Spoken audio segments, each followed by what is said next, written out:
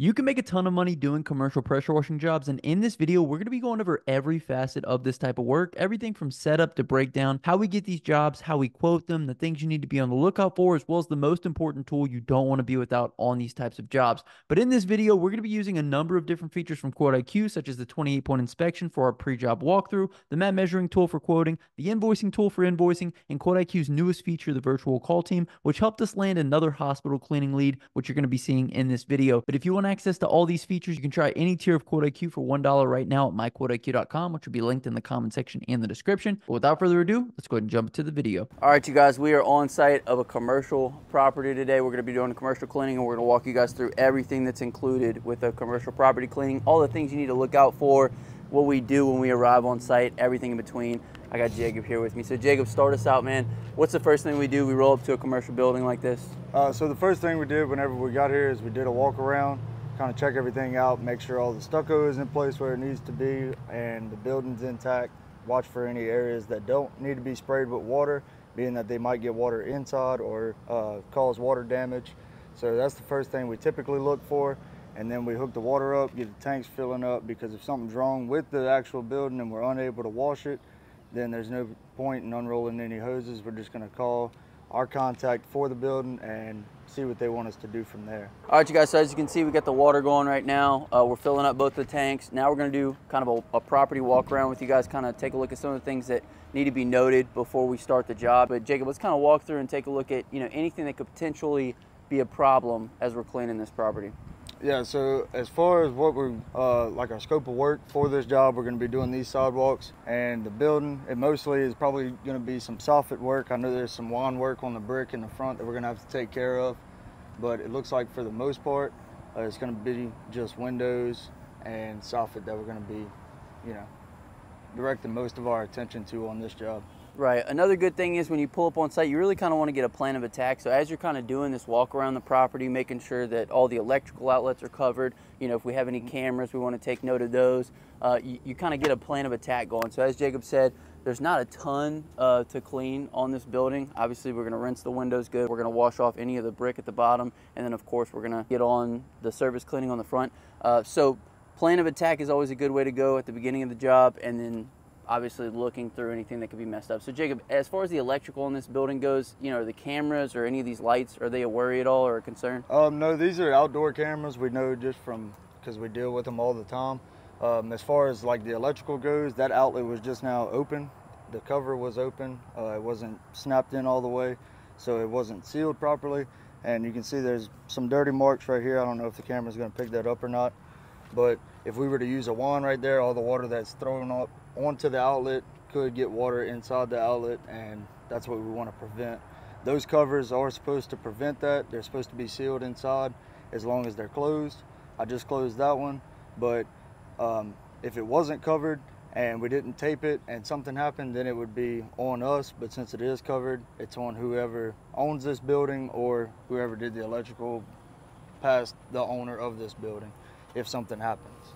Right. So obviously with newer properties, there's, less concern for things to be messed up, because usually they're built, like Jacob said, for outdoor cameras to have the weathering. Obviously, we want to check all the electrical boxes, make sure that nothing with that is going to be of concern. I mean, other than that, Jacob, this is seems like a pretty straightforward job, huh? Yeah, and as far as like the panels and stuff, we don't spray. I mean, we spray around the panels and stuff like that, but I recommend don't ever spray anywhere directly around the panels, because water going behind the panels, you don't know if there's a hole back there. Maybe the electrician messed up, drilled a hole back there in the wrong spot. Water can get in, and all that is breakers in most of those panels. So I recommend don't spray any water directly on panels, whether it be residential or commercial jobs. The front side of the building is the south side of the building, where we're located at. Typically the north side of any job that we ever do, whether it be a roof wash house, commercial job, whatever. The north side is normally a lot cleaner and doesn't require as much attention as the south side of whatever that job is, due to the amount of sunlight that the north side gets versus what the south side gets. So this came from one of our Google ads that we're running on one of our commercial ads, and the guy called, said that he needed his sidewalks cleaned and the actual building cleaned at this location. So we were actually getting ready to go on military orders, but we sent him over a quote before we left, and he was polite enough to wait on us, or kind enough to wait on us to get off of orders and let us come out and do the job for him. So if you guys need help learning how to land jobs with Google Ads, check out the local domination course. Me and Jacob are actually running ads for a few people right now. So if you guys want us to implement the exact systems that we've utilized in order to land jobs like this, obviously it's a smaller commercial property nonetheless though. We'll leave a link down below for you guys to apply for us to run your Google ads. Next, Jacob, I kind of want to talk about how this job was quoted. Kale was kind of talking me through, how we quoted this one. Yeah, this one was pretty straightforward as far as the quote. There's no trees or anything to get in the way of our vision looking on a map view to be able to measure out the actual perimeter of the building. Typically, we'll route out to all of our commercial jobs just so we can meet with them, and it kind of gives us a leg up. Residential, not so much. We'll typically just quote those from Quote IQ and just send that over to the customer. Yesterday, I did route out to a commercial facility. It was a hospital that came through on Google through one of our ads. Thanks for calling LA Pressure Washing Pros. How can I help you? Hey, good afternoon. Calling from hospital with Baton Rouge. We're looking to have our parking lot pressure washed, our building pressure washed, and our parking lot restriped as well. Excellent. Let me get your information and have our owner, Justin, reach back out to you. And that ended up being about a $20,000 estimate, so we're still waiting to hear back from that. This one, we didn't have to route out to because we looked at the street view, looked at it, and we were able to measure everything out and get everything sent over to the customer without actually having to come out here. Right. Another good thing is the customer actually sent us over some pictures of this property, so it made it super easy. We kind of get the lay of the land. Now, with regards to that hospital cleaning that, hopefully we land, that's something that you definitely want to go out in person. Make a good impression on whoever it is that's overseeing that project. But with something like this, it's a little bit smaller. Other than that, Jacob, anything else we want to take note of on this property? The holes in the soffit, you have to spray up under or up behind this lip that the fascia board, it's on the back side of the fascia board, but it hangs over the bottom of the soffit. But whenever we spray those, we typically try to spray at an angle, because if you're spraying directly up, that does lead to the attic of the building, and all you're going to do is put water in the actual building. So spraying from an angle will kind of mitigate that. So that's something to be aware of also, whether you're doing a house or a commercial building like this one. All right, Jacob, so one thing that every business needs to have on a commercial pressure washing job is? This guy, a water key. We've been on so many commercial jobs before we actually started keeping these on the truck, where either the manager of the place that we're at or, anybody who's there doesn't know where one of these are, and we don't have one on the truck. So then we're stuck, we gotta go find one. And a lot of times whenever that does happen, it's at night on one of our other commercial jobs, like especially gas stations and different things like that. And you're not able to actually find one of these because everywhere is closed. So highly recommend, if you don't already have these on your truck, go get you a couple of these. I don't know how much they are. I think they're like 10 bucks maybe. Definitely save you in the long run if you ever do run into that issue where you need one of these and nobody knows where one is and it's nighttime and no other place is open that actually has them. If you're unfamiliar with what these will look like whenever you pull up to a job, a lot of times they'll look like this right here. They'll have a water cover similar to that. So you open that door up with one of these. A lot of times if it is locked shut, and then whenever you open that up, it'll be the same type of fitting that'll actually turn the water on. So you just put whatever end it requires on there and then turn the water on. These, we didn't require them because it was a regular spigot. So that's why it was sitting in there, because we already knew pulling up to the job that 95% of the time we are gonna need it, but we didn't need it in this case. So just made sure to grab it because we don't want to lose them. It's not a good day when you don't have a water key and there's nobody that you can talk to get the water key, especially at night. So that was a great tip, Jacob. And businesses do this obviously to protect their water. They don't want people coming and stealing their water, right. Even though, like, who's really coming around stealing water? I don't know. You'd be surprised. We've hooked up to other businesses before. There you go. Maybe I shouldn't say that. You'd be surprised because, the average person walking up to a building like this isn't going to have one of these. So it's okay that they have the actual spigot, like you have on a residential job on that, but it's still a great idea that they have the cover on it and it requires one of these to open it. It's almost like a battery key for a piece of heavy equipment. All right, you guys, so we're wrapping up this job now. A couple things that I think we forgot to mention earlier on in the video. First and foremost was making sure to rinse the windows properly in any instance where you're using SH, and you don't rinse the windows properly, you will be getting a call back. And the other thing, Jacob, was the dirt dauber's nest and setting expectations with the customer. So you want to talk us through both of those things?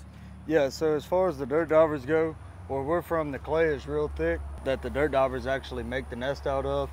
So a lot of times, especially on like stucco or hardy plank, surfaces like that, if it's been there a while, it actually stain into the paint and it's very difficult to get it out. The best thing to do and the easiest way to get rid of that after you knock the dirt dauber nest off is to just go back over it and repaint it. So we're sure to tell every customer that, the dirt dauber's actual nest will come off almost completely. If not completely, then there may be a stain left on the actual paint. And most customers are all right with it as long as you let them know before you start the actual job.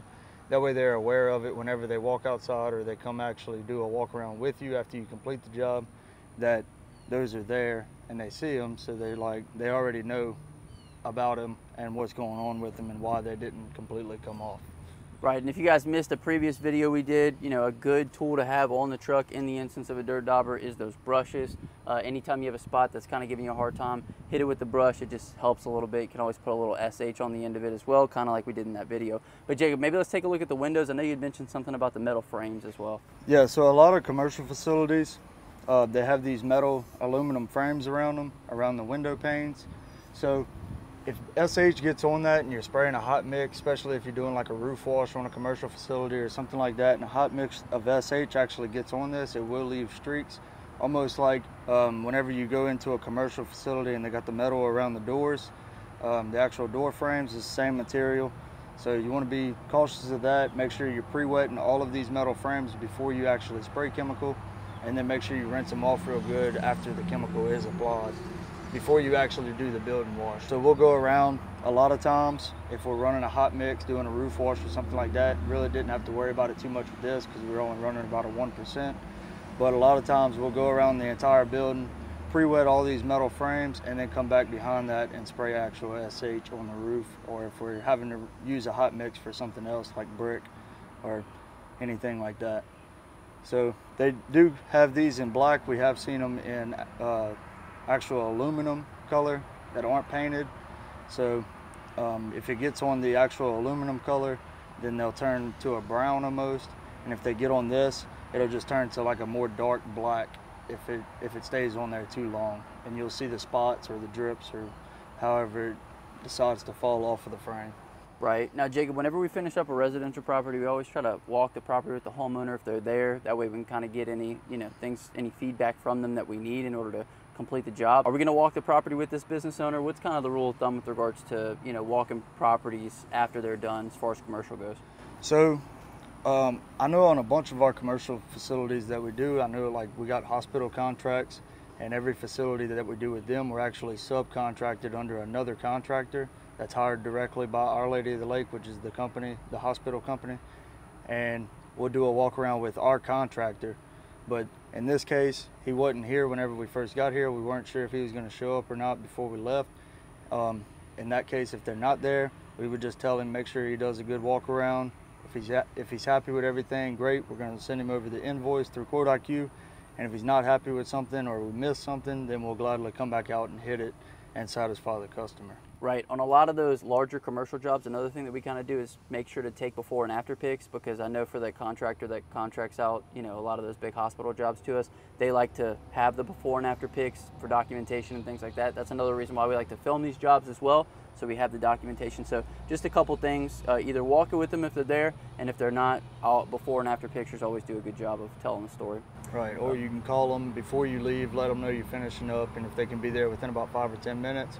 This job's about an hour away from our actual shop, so it would probably behoove us if he wasn't here, if he was 5 minutes up the road, just wait 5 minutes, do a walk around. That way we don't have to make a second trip out here if there was something we missed or something that he wasn't happy with. Absolutely. So there's one last thing we want to mention to you guys before we wrap this video, and that is anytime you get onto a commercial job site, for whatever reason you're called out, you always want to be looking for upsells. So we noticed at the parking lot on this particular property, probably could use a restripe. So we will be making the owner aware of that and the fact that we offer that service. So it's always important just to look for those upsells and to offer them whenever you're on a commercial property. So that way you can raise your average ticket price. Jacob, anything else we want to mention on this job? I think that's about it. We got everything cleaned up. We're gonna finish hitting this little piece of the sod walk right here and this curb, and then rinse everything off. We'll talk to the owner of the building, do a walk around with him. If he's happy with everything, then we're good to go. If we miss something, obviously we'll hit it again real quick, and then we'll be good to go. Jacob, every video needs a word of the day. What do you want the word of the day to be? Oh damn, you're gonna have to cut this part out. What did I tell you the other day? Commercial upsell. Commercial upsell. If you guys made this far in the video, comment down below commercial upsell. Be sure to hit the thumbs up button. Subscribe to the channel. Until next time, hustle hard, get that money, baby. Peace.